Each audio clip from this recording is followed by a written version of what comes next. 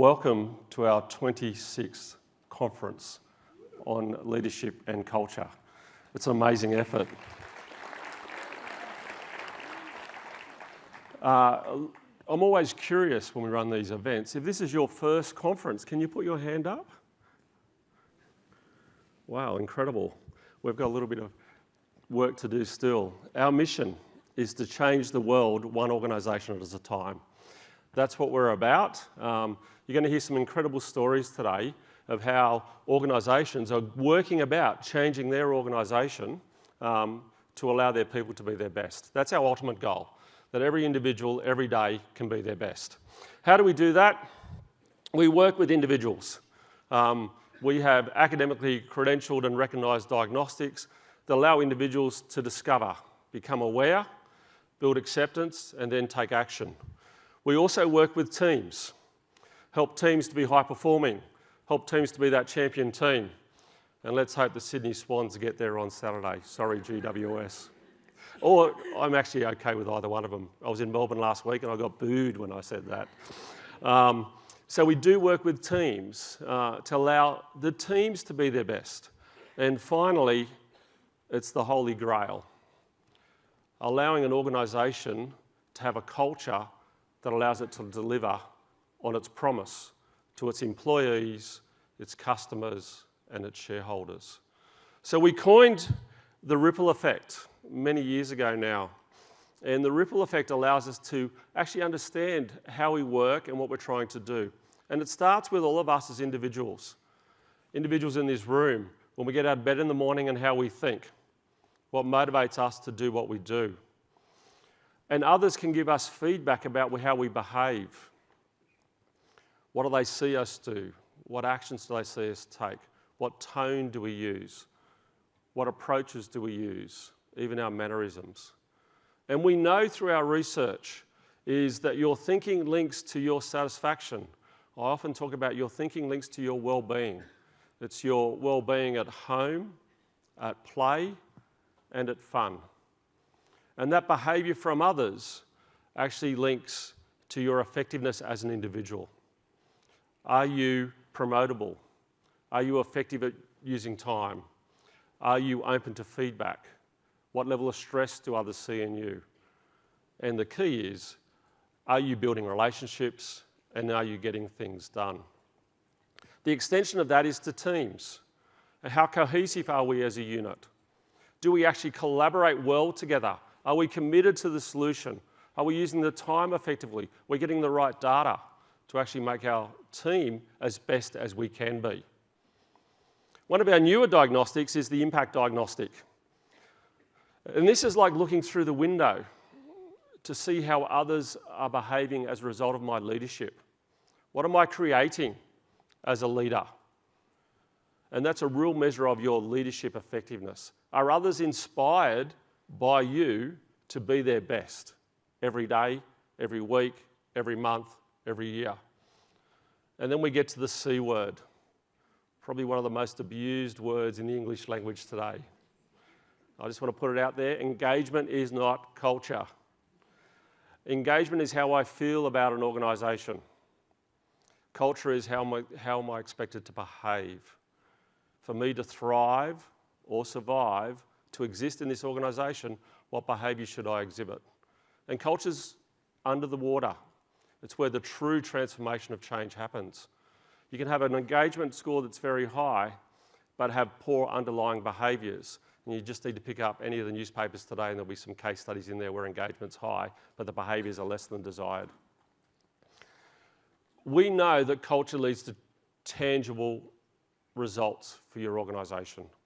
And you're going to hear some of those stories today around the impact of culture on business performance. We also know that your culture ripples to your customers. So how you behave internally is also linked to the experience your customers have. And very importantly, we know your culture determines the satisfaction, the discretionary effort, the motivation of your employees, of your teams, of the people who really are your only true competitive advantage. we were having a little bit of a chat this morning, and some organisations are now getting very aware that the only true competitive advantage we have today is our people, and it's the behaviour of our people. So how do we leverage that? Everything else can be replicated. And the last piece of the puzzle is, what's the experience we create for our customers? How do we behave with these customers? Do we dominate these customers? Do we partner with these customers? Or are we totally submissive to these customers? This is, and the measures we use here are around satisfaction, advocacy and loyalty. It links from me, and I often try to talk about this as the individual piece is me. The team piece is we. The impact piece is my shadow. Then we have us at culture, and then we have our shadow at the customer piece. So it's that ripple all the way through that we're creating. The beauty of the circumplex, or the complex circle, it is the competitive advantage we have thanks to Clay Lafferty. And it's the measure, that common language that works across me to our shadow, and as I just talked about.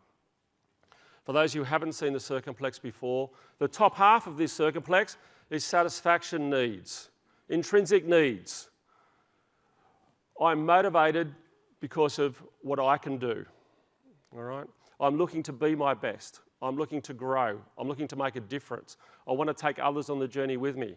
I want to stay curious. I want to stay courageous, and I'm going to care as I make this difference. The bottom end, if I draw that invisible line between 3 and 9, is security. So I'm now in the world of extrinsic versus intrinsic. These extrinsic needs, I want to stay out of it. I want to stay safe. I want to protect myself.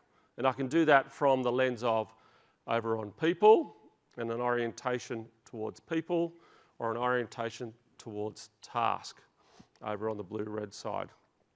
So as I break this down in terms of the circumplex, we have the passive defensive cluster.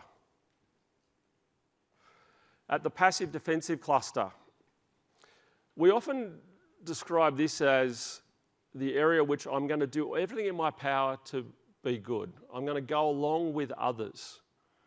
I'm going to follow others. I'm not going to rock the boat. I'm not going to stretch myself too much. I'm going to avoid conflict. Right? And I often, for those that see the rings on here and those who haven't seen it before, these rings are percentile rings.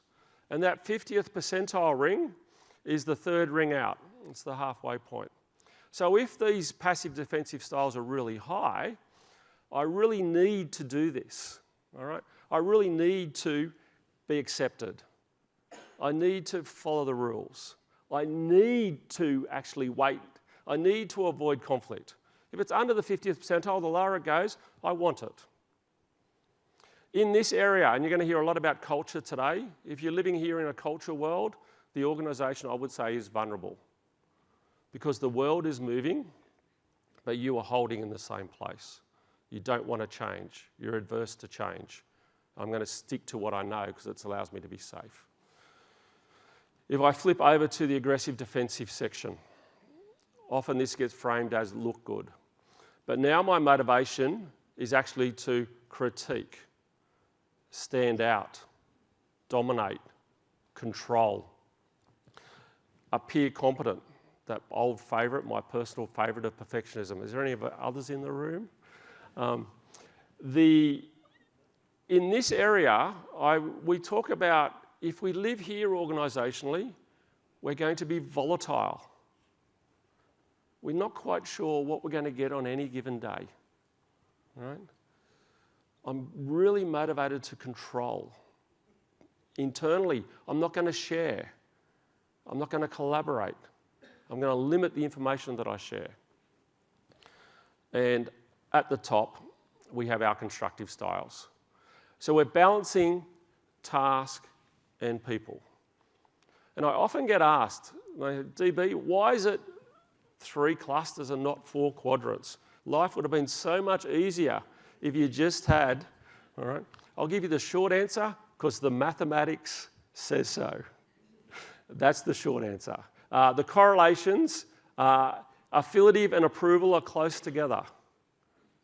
but affiliative is closer to humanistic, and approval is closer to conventional, and so forth on the other pairs. So the reason we have 3 clusters is actually because of the correlations. And when you think about it, it makes sense. To be effective in the world today, we actually need to balance both task and people. We need to deliver, all right? And we also need to take people on the journey with us, which is our people side. And these constructive styles is actually about doing good, all right? And I'm a favourite for the C words, but it is about self-actualising in the middle. It's about courage. It's about curiosity. It's about confidence. And I really want to actually commit to make a difference. So this achievement side is about setting stretch goals, planning those goals, and actually problem solving on the way, and celebrating the milestones. You'll hear a little bit about celebration today in some of the presentations. On humanistic and affiliative, we have these people side, where I'm now going to actually care for people. I'm going to teach. I'm going to develop. I'm actually going to understand the views of others, collaborate with others, partner with others. And I want to know the views of others. But it doesn't necessarily mean I have to agree with you. All right? We can have an open, robust conversation, and you'll hear a little bit about that today, between the relationship between a CEO and a Chief People Officer, and how they need to have robust conversations and lean into that. And so those constructive styles is where sustainable success comes from. Sustainable success in terms of what I refer to those 3 V's I mentioned: shareholder value, customer value, and employee value. So that's our circumplex, or our complex circle, and that's our common language. It's our vehicle that actually makes us a difference, at what stands us apart, all right? And allows us to create tangible change for organisations and change the world one organisation at a time. We cannot do this without you. And in particular, we cannot do this without our accredited practitioners. So very rarely do I get an opportunity to acknowledge and thank accredited practitioners. So if you're an accredited practitioner, can you please stand up?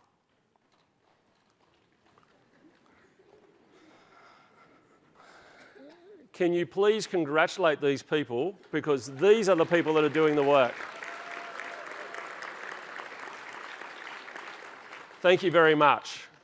And it's through our network of people who are actually looking to change the world and help people be better every day that we can make our difference. So that's absolutely incredible. So thank you very much to the accredited network that we support. It's a key part of what we do, and any of our team are only too happy to help any of you at any point in time.